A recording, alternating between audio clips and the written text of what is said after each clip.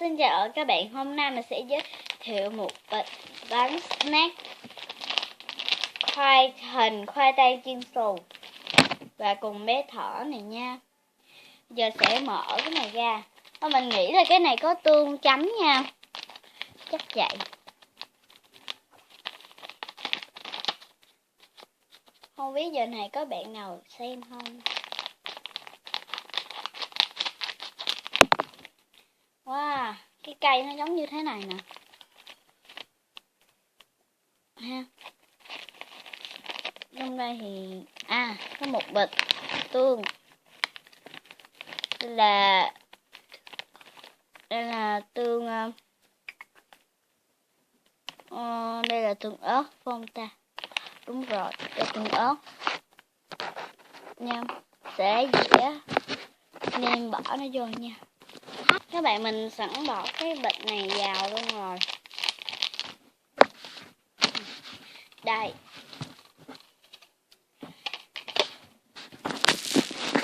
Tương ớt này thơm.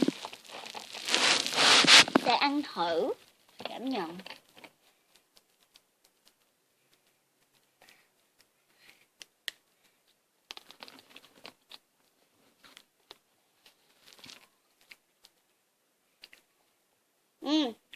Này rất là ngon các bạn.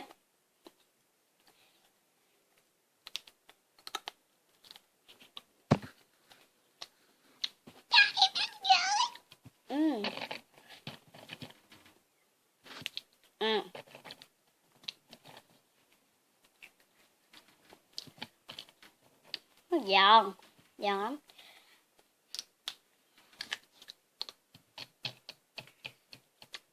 Ngon các bạn.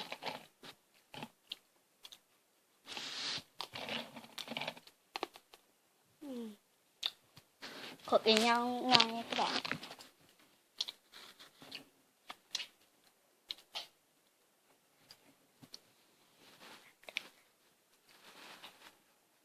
Tiếp tục nha. Đặc biệt là chỗ này á, có vị cay cay, the, ngọt ngọt. Tương này rất ngon.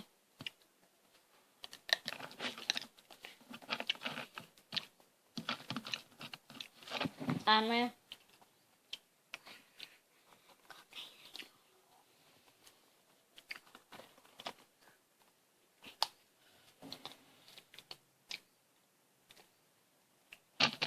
Mình nghĩ trường nào cũng có bán bánh này.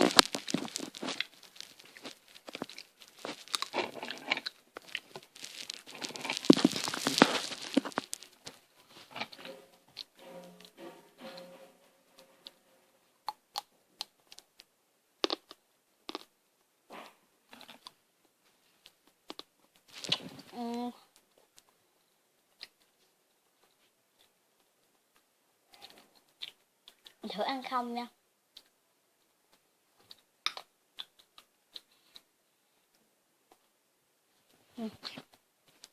Chỗ quay đang bị trục trặc, phải đang nó ra đây nha.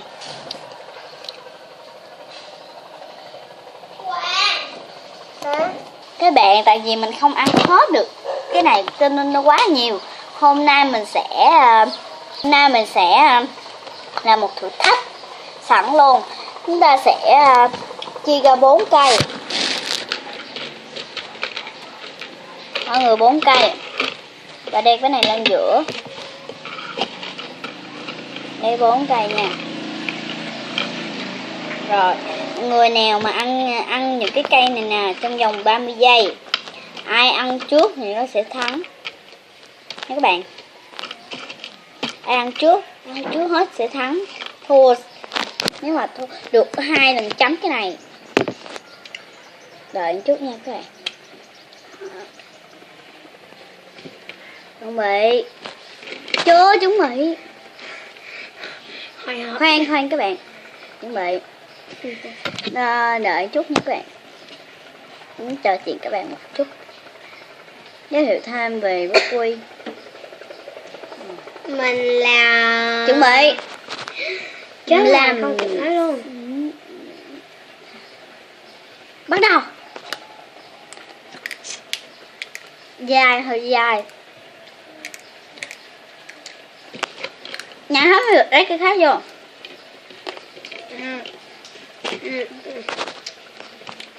Chưa nhả hết. Không có một cây à, một cây à.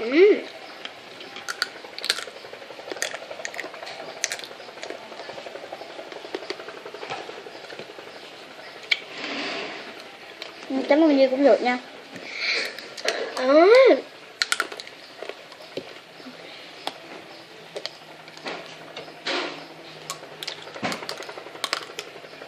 Mất 20 giây.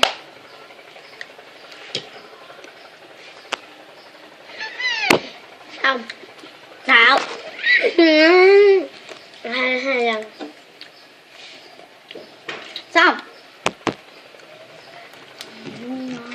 Thua. Xạo kìa. Đã rồi, lấy cái cây này bỏ vô.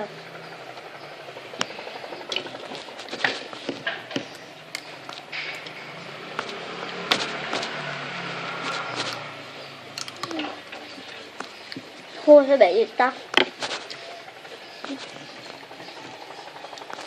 Cắt tóc.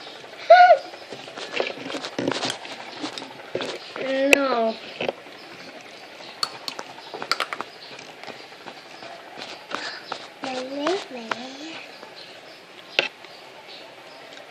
Bị giết chết. Bị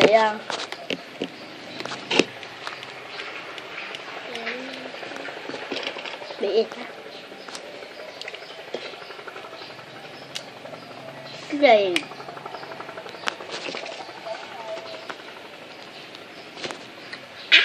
Lấy cái thân cắt tay rồi. Gì vậy? Bánh của ai rồi? Đi.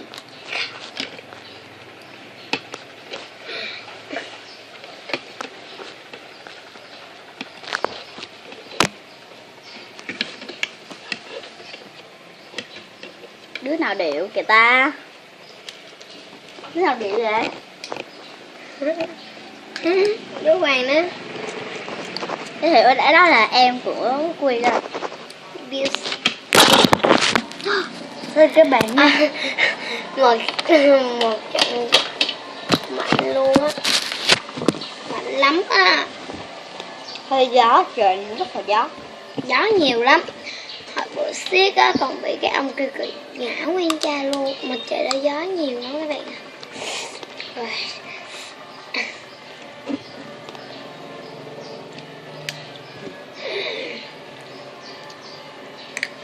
Ngon quá.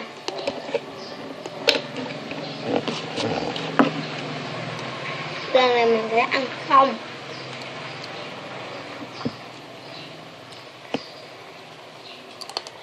À, quên. À, giờ bây giờ bà sẽ ăn hết cái này. Ê, no. Trời thôi nghĩ sao? Bà sẽ bánh này hôm nay ngọt lắm các bạn. sẽ liếm hết cái này. Hoàng liếm cho Quy đi Hoàng. Không, luôn chọn lấy muỗng lấy. Chọn lấy muỗng đi. Ôi chơi gian quá à. Ơi đã lấy muỗng rồi. Chuẩn bị nha. Hết bữa nào đếm sạch. Mình sẽ ăn một cái cuối cùng nha. Được ăn một lần. Không, chấm không được, chấm nhiều. Cái màu vô đây thì ghê quá các bạn. Rồi, nhưng mà bắt đầu. Rồi, em muốn ăn gì không?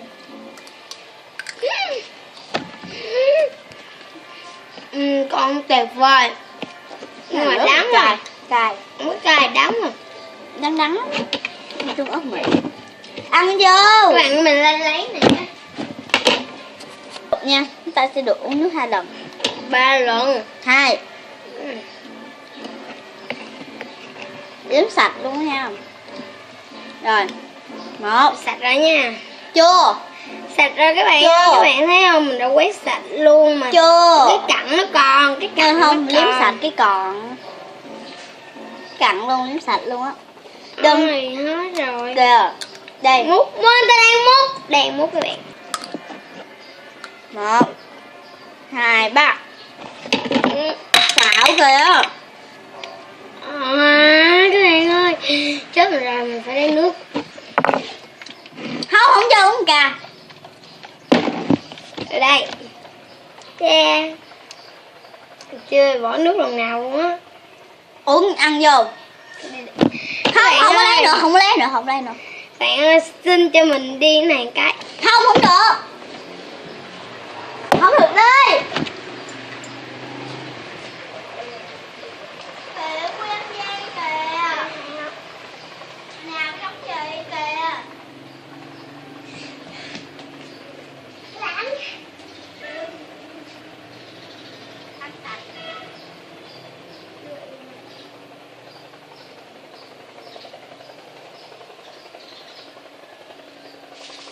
Xạo dục kìa.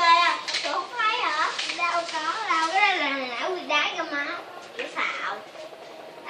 Ôm vô kìa. Mấy bạn nguyên gian quy dục á bạn. Có ơi, cái ở ngay ngang à. Ăn vô kìa. Mình ăn một cái nha. Ủa, hình phạt thứ hai. Bỏ hình phạt này, chọn hình phạt thứ hai chịu không? Hình Hình phạt thứ Nếu hai. mà các bạn có ủng hộ kênh Cá Năm Channel á thì các bạn nhớ lại nhà Cá Năm Channel vào lúc trưa nha. Giờ này đang là mấy giờ các bạn, mình vô coi cái. Không được coi. 11 giờ đúng, 11 giờ đúng. Dậy. 11 giờ đúng. Vậy thì đây có mặt ngay 12 giờ, 11 giờ đúng nha. Chị Có đúc mặt à? tại đây. Bình đúc. Có mặt tại đây. Mình sẽ cho các bạn ăn thử cái này nha. Cái này ở kênh ơi. Nè. Các bạn có coi kênh Xin Bên Bao không? Nè, ăn nè, đổ nói. Ai nó, tôi không muốn ăn vô sẽ rinh ra. Cho miếng bánh nữa. Trời ơi, bánh nhiêu đây? Nghĩ ăn. Tôi đúc. Ê, gì cứ tự ăn. Đây. Thằng này làm dơ quá à. Được rồi. Các bạn ơi, và giờ này Quy sẽ múc hết trong đây luôn. Múc hết cặn của bánh luôn. Dính nè, liếm tình không? Đây các bạn ơi, đây. Ăn Đây là vô một đây. miếng cặn của bánh nè. Ăn vô. Các bạn thấy chứng kiến Đó, nha. đút vô nữa chứ gì. Rồi nào. Đó. Đâu có đâu các bạn ạ. Kìa, nó đút vô kìa. Rửa sạch ly như mày. Bạn ạ. Đem đi rửa cái ly.